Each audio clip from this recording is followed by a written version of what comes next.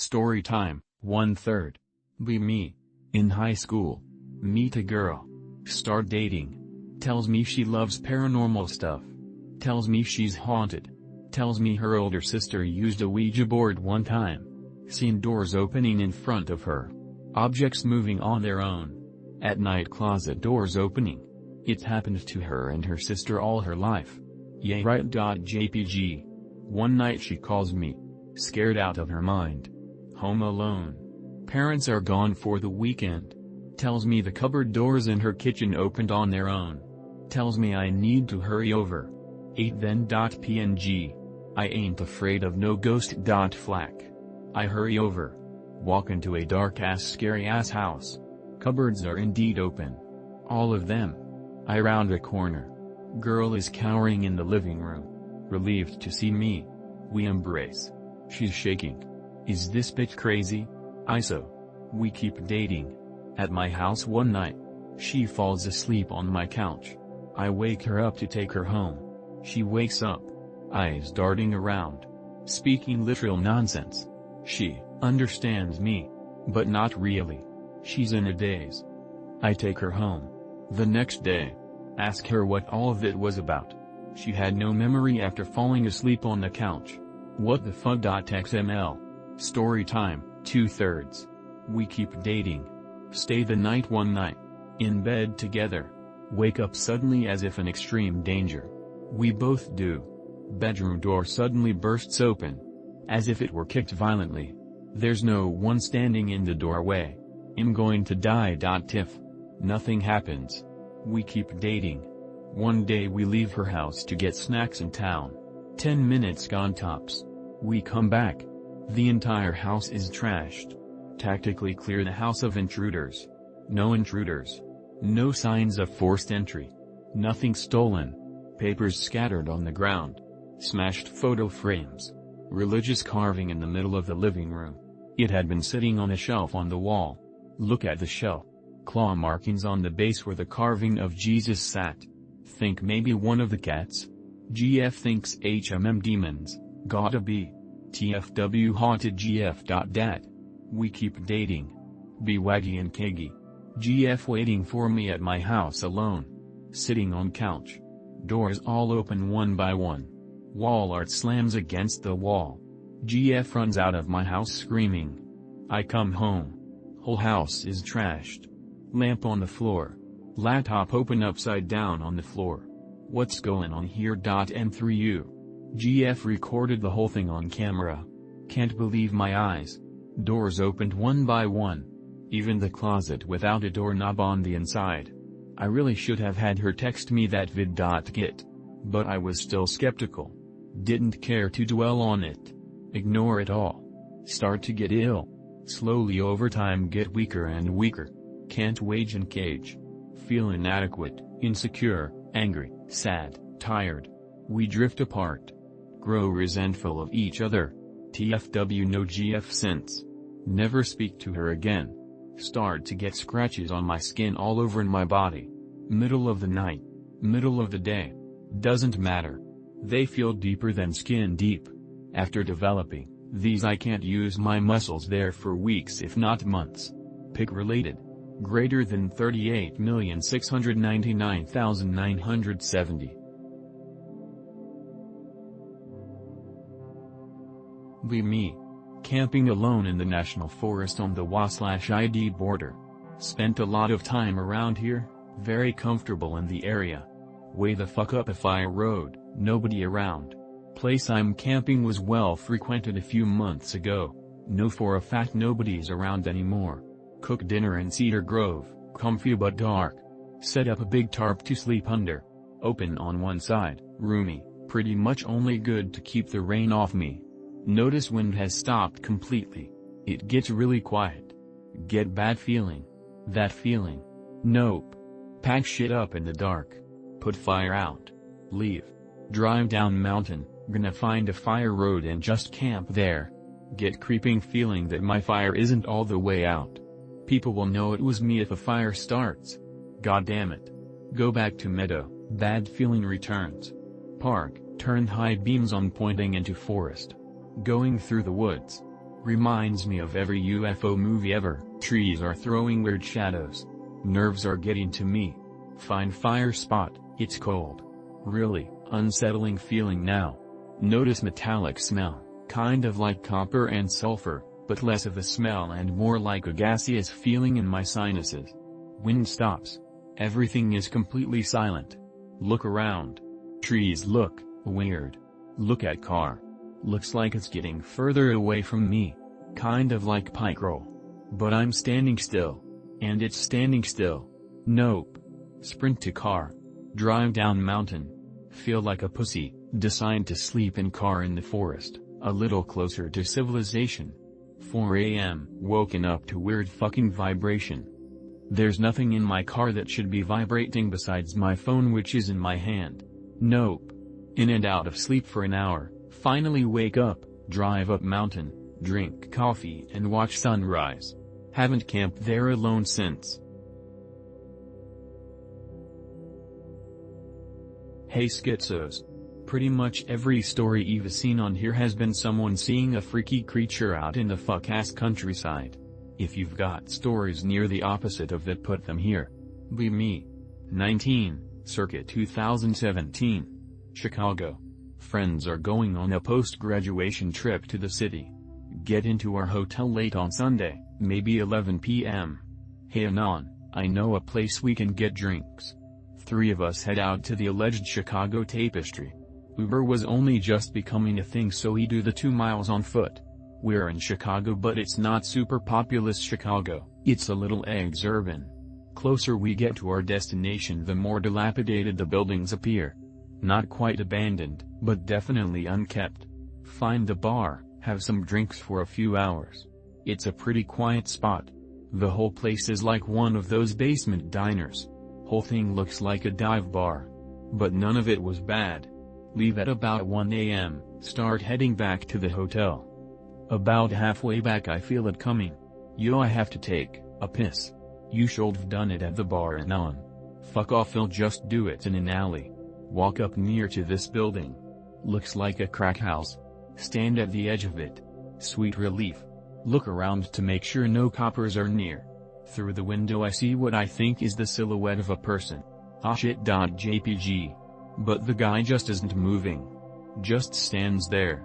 I can't make out anything, but he seems very tall and very thin. At this point I'm just holding my junk, a little scared. I realize my predicament and wrap it up. I walk away from the house. A little freaked out. Anon, what took you so long? Just thought I saw a crackhead. Turn around and look at the house. A gdf.avi. In the window is an totally pale face. It had sunken in eyes and it looked like flesh was drooping from it. Then it taps on the window. I am freaked out to all hell. My friends notice what I'm looking at and we book it. From behind we hear it speak, like it's underwater. He-ee-ee-ee-loo. It gets louder. Book it to the hotel.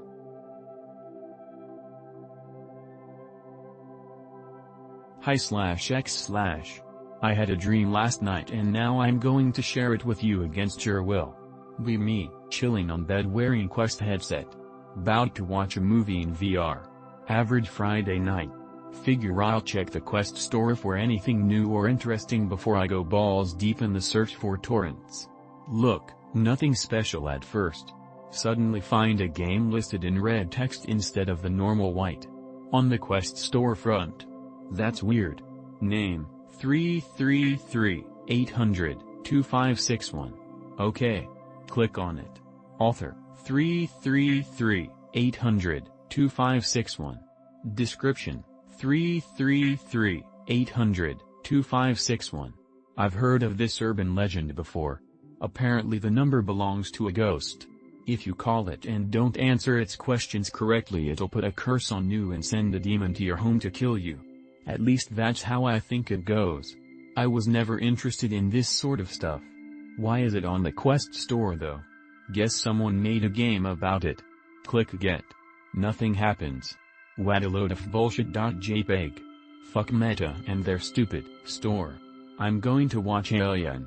Hours pass. Alien almost over. A girl, this is how you know the dream isn't real, walks in to see what's up. Says she's bored. In dreams the brain can't conjure up brand new faces, so since she isn't anyone I've met in real life, she has no face. It's just blurry. This doesn't surprise me. Despite this, I recognize her as a friend, so I welcome her in the room. Maybe she's my roommate or something. She's wearing a burgundy tracksuit with white stripes and her hair is up in a ponytail. Kinda cute too. We'll call her Girl Amia. Girl Amia and I get to chatting about this and that. Headset still on. I'm not finishing Alien. Kinda awkward, but I don't care. Suddenly, just as the credits begin to roll, gigantic red text flashes in front of me. It's VR, so it fills up basically my whole view. Jump back cause it scares the fuck out of me. Girl Amia asks what's wrong. I read the text. 333-800-2561. Call the number. Ask for sister.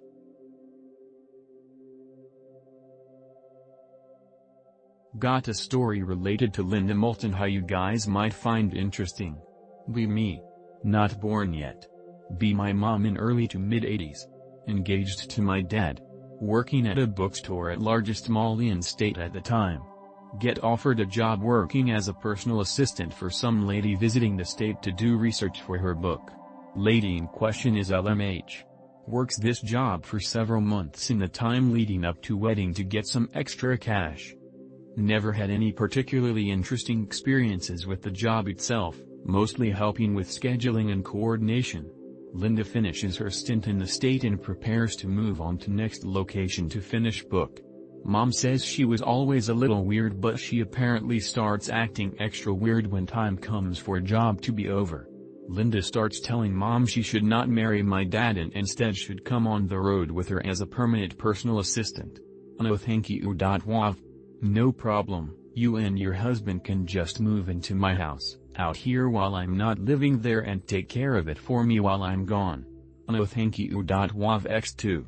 Oh okay, well before you go, I do think that you actually were abducted as a child. I want to put you under hypnotic regression so we can find out what you remember from the encounter. No thank you. Wav x1000. After that they went their separate ways and the wedding happens. From there no more contact. LMG sends her a copy of book when it is finished in '89. Book is Alien Harvest. No contact since. Interesting story. The part where she says I think you were abducted seems scummy, something a grifter would say. These people live from selling UFO books. I do believe we are being visited, but I just can't trust any of these History Channel celebrities. Be me a number of years ago. Early 20s, in trade school for the Carpenters Union in San Francisco. Beautiful girlfriend, gonna propose to her and start a family once I secure that union job. Working on relationship. Estranged dad, he's a Christian, but really kind of out there. At least he's off the booze. Always talking my ear off about the Nephilim and transhumanism. OK.jpg.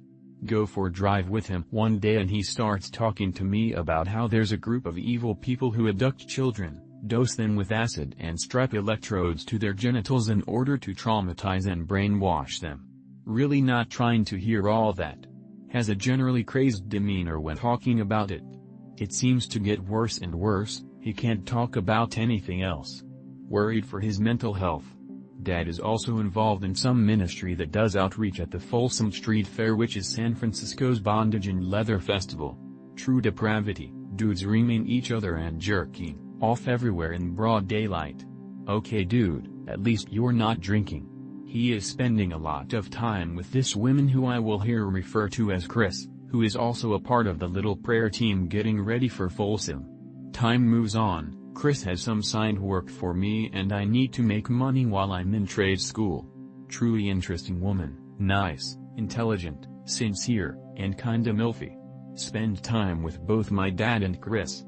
She takes really good care of him, helps him, sets him at ease. Love to see it. On a drive with my dad one night and he brings up all this Looney Tunes shit about the Illuminati again. Harigo.jpg. Okay Dad. Since you won't shut up about it, can you please just explain it from the beginning and get it out of your system? He launches into decent explanation of MKUltra, starting with its roots in Nazi Germany. tells me about Fritz Springmere's work. Me. In the woods. Taking a piss when I smell blood and copper. Turn around.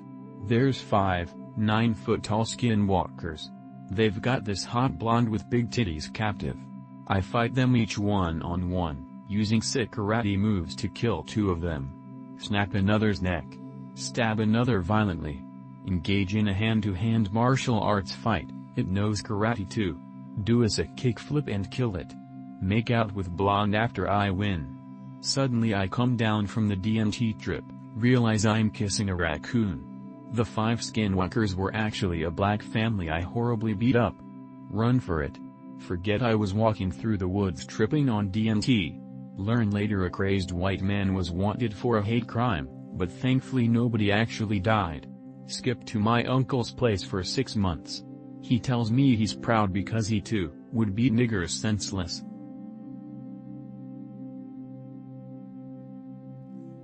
I don't have any helpful advice, but I understand. I dream about real places and then nightmare versions of them that are warped, distorted and dangerous. Be me dreaming. Family ranch. Dream that I'm down at this little cabin I fixed up. Middle of the night. Overcome with an complete sense of dread. I need to get out of there. Start running to the big house. It's a 30 minutes run uphill.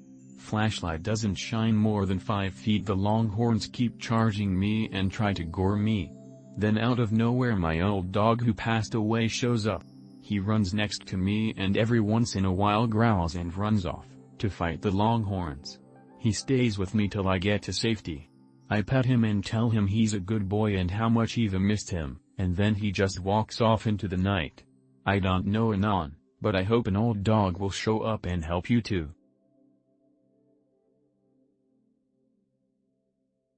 Me.